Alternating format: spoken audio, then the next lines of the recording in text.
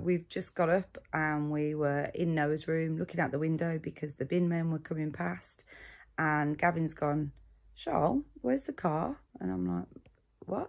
And he's like, "Car?" And I'm like, "I don't know, where did you park it?" And he's like, "On the drive," and it's not there. So yeah, the car's been stolen. We've phoned the police and insurance, and we're just going to kind of have to see what happens next. Let's see. I've just come on a walk really to reflect on what's happened with the car.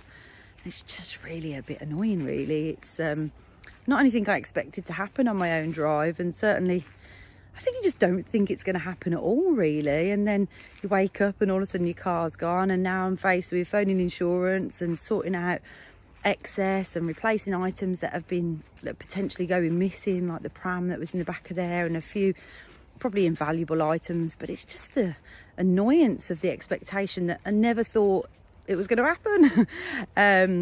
And what I love is that the Bible actually teaches us in the book of Proverbs that it says people can make all kinds of plans, but only the Lord's plans will happen. Now, I'm not saying God caused my car to be stolen, no.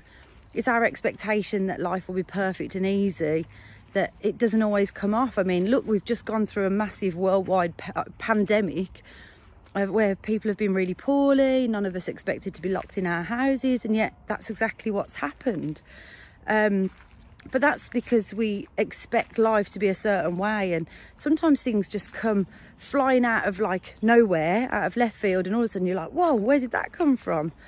And it's just sometimes that our expectations shroud really the reality of life. You see, an expectation is when we expect something to happen in a particular way, and when it doesn't, that's when it can leave us with some pretty big questions really. So when we have expectations, we have quite often a little box of our expectations. So what do I mean by that? Well, what we often do is we go around life and we kind of go, this is how I expect my life to be. And we kind of stuff that in our box, and we kind of come to our relationships with people and we're like, this is how you're going to treat me, or this is what's going to happen. And we kind of shove that in our box of expectations. And then we come to just general stuff like my career, my job, how I'm going to get on the housing market. And I'm like, and this is how it's going to be, especially if you're a type A like me, you plan it all out perfectly and you kind of mentally write it all down and you shove it in your box of expectations. Then when you come to God, you're kind of like, well, God himself is going to reveal himself to me in this way, and this is how he's going to be, a bit like a Santa. He's going to provide everything just exactly how I want it.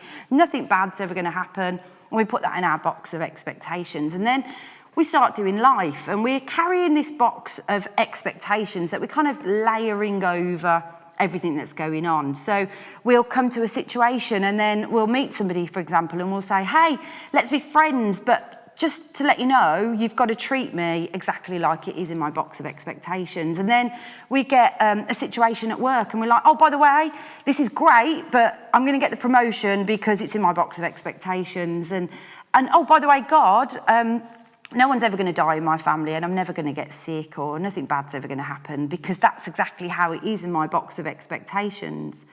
But what happens when we carry around this almost mental box of expectations is we come to just everything and it doesn't match up.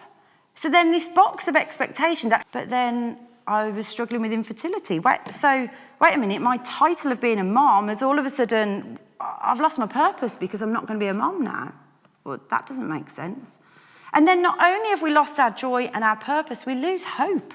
We lose hope that life can ever be good, ever be good, because this is how it's supposed to be. And it's just not a great way of living. And actually the best thing to do is to get rid of that box of expectations. And you're saying, well, Charlotte, how Instagram worthy? That actually, and when our life implodes, it's often because we have laid these, how it's supposed to be out so strictly that when it doesn't match up to it, it just kind of all goes a bit messy and awry and crazy and that's not great. And actually what Jesus is saying to us, he's saying, come, let me exceed those expectations. It might not look like you expect it to, and no, it's not going to be perfect, and things will still happen. But let me show you how to see those situations as I see them. And I love that, because in doing so, instead of kind of almost imagining everything to fit in our box, it's almost like having a drop of water in a desert. It's kind of useless. But actually, when we trust Jesus with all of those expectations, how life needs to turn out, not in our way, but in his way, what actually happens is it becomes like the ocean. That our ocean of infinite possibilities of joy returning, real, true joy, not the joy that we experience without Jesus, but the true joy of having Jesus, joy in every moment. We find a new purpose as well, a way of going, wow, my life doesn't have to be wrapped up in titles and moments, but actually a real purpose for living. And what about hope? Jesus gives us this amazing hope that life can be good, and not just this life, the next one too. Wow, that Jesus gives us so much more than we could ever expect. And that's what I love, that sometimes we need to lay down our box of expectations in exchange to see that Jesus is the only one that we can expect to do good. Because do you know what? He is good, he does good, and he will always work good things in our lives. So what my thought is for this week is, what expectations are you holding on to that you maybe need to let go of? And maybe this week you could give Jesus a chance to ask him to show you something that you've never seen in a way that he wants to show it you. That maybe he could exceed your expectations in any situation or in any moment, even in the bad stuff. So that's my thought for you this week.